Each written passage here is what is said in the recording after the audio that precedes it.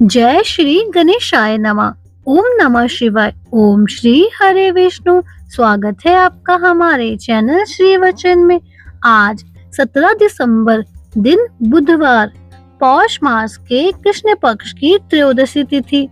आज सूर्योदय सुबह 7:07 और सूर्यास्त शाम 5:27 पर होगा।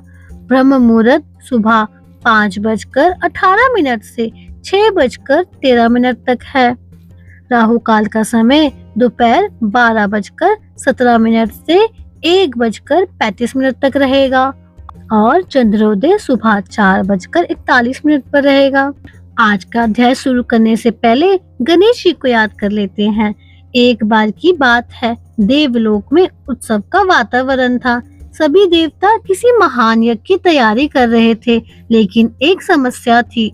यज्ञ की सारी व्यवस्थाएं तो पूरी थी, पर यज्ञ आरंभ नहीं हो पा रहा था। किसी ने कहा, शायद कोई भूल हो गई है। तभी देवी पार्वती ने देखा, देवलोक के द्वार पर कुछ थके भूखे गण चुपचाप बैठे हैं। पार्वती जी ने गणेश जी से पूछा, पुत्र, ये गण ऐसे क्यों बैठे हैं? गणेश जी मुस्कुराए और बोले, माँ, यज्ञ से पहले सेवा छूट गई। देवताओं को बुलाया गया। गणेश जी बोले, जिस यज्ञ में कमजोरों की सुध न ली जाए, वह यज्ञ पूर्ण नहीं होता। देवताओं ने पहले गणों को भोजन कराया, उनकी सेवा की, तभी यज्ञ स्वतः सफल रूप से आरंभ हो गया। कहा जाता है, उसी दिन से गणेश जी को सेवा के अधिपति भी कहा जाने लगा, क्योंकि उन्होंने सिखाया, सेवा के बिना भक्ति अधूरी है। अब श्री कृष्ण की बात सुनिए। द्वारका में एक दिन एक निर्धन वृद्ध राजसभा के द्वार पर खड़ा था। रक्षक उसे रोक रहे थे। उसी समय श्री कृष्ण सभा से बाहर आए। उन्होंने वृद्ध को देखा, उसके फटे वस्त्र, कांपते हुए हाथ और झुकी हुई आंखें। कृष्ण ने पूछा, क्यों आए हो बाबा? वृद्ध बोला, हे माधव, मैं कुछ मांगने नहीं आया, मैं बस आपसे मिलने आया हूँ। कृष्ण ने उसका हाथ पकड़ा और भीतर ले गए। सभा चकित रह गई। कृष्ण ने कहा, जो द्वार तक आ गया वह मेरे हृदय तक भी आ सकता है। कृष्ण ने वृद्ध को भोजन कराया, आश्रय दिया। किसी ने पूछा, प्रभु, यह व्यक्ति तो कोई बड़ा भक्त भी नहीं था। कृष्ण मुस्कुराए, करुणा योग्यता नहीं देखती, करुणा सिर्फ पीड़ा देखती है।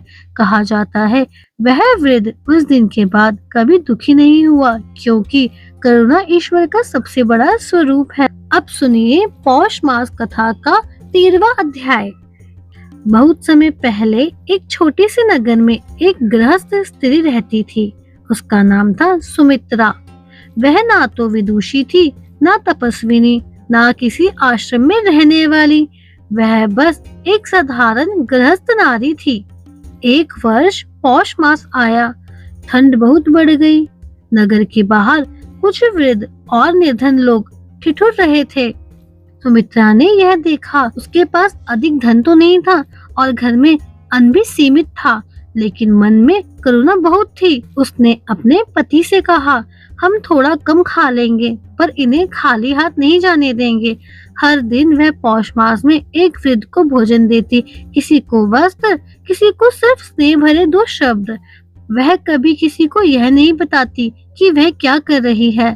फिर एक दिन घर में अन्न बहुत कम बचा। पति ने कहा, आज तो हमारे लिए भी पूरा नहीं है। सुमित्रा चुप रही। उसी समय एक कांपता हुआ साधु द्वार पर आया। सुमित्रा ने बिना सोचे अपना भाग साधु को दे दिया। उस रात वह भूखी सो गई। फिर अगली सुबह घर में अन्न के भंडार अपने आप भर गए, पर सुमित्रा चकित नहीं हुई। उसी दिन एक दिव्य स्वप्न में उसे गणेश जी और कृष्ण जी के दर्शन हुए। कृष्ण ने, सुमित्रा, तुमने पौष मास को ग्रंथों से नहीं, जीवन से पढ़ा है। तो इस कथा में गणेश जी ने सिखाया कि सेवा ही शुभ आरंभ है। कृष्ण ने सिखाया, करुणा ही सच्चा धर्म है, और पौष मास ने दिखाया, जो सेवा चुपचाप होती है वही सबसे ऊंची होती है।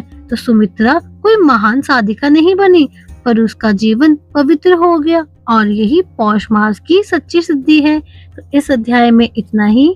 इसके आगे की कथा हमारे 14वें अध्याय में है। अगर आपको वीडियो पसंद आई तो वीडियो को लाइक करें, शेयर करें और सब्सक्राइब करें हमारे चैनल श्री वचन को।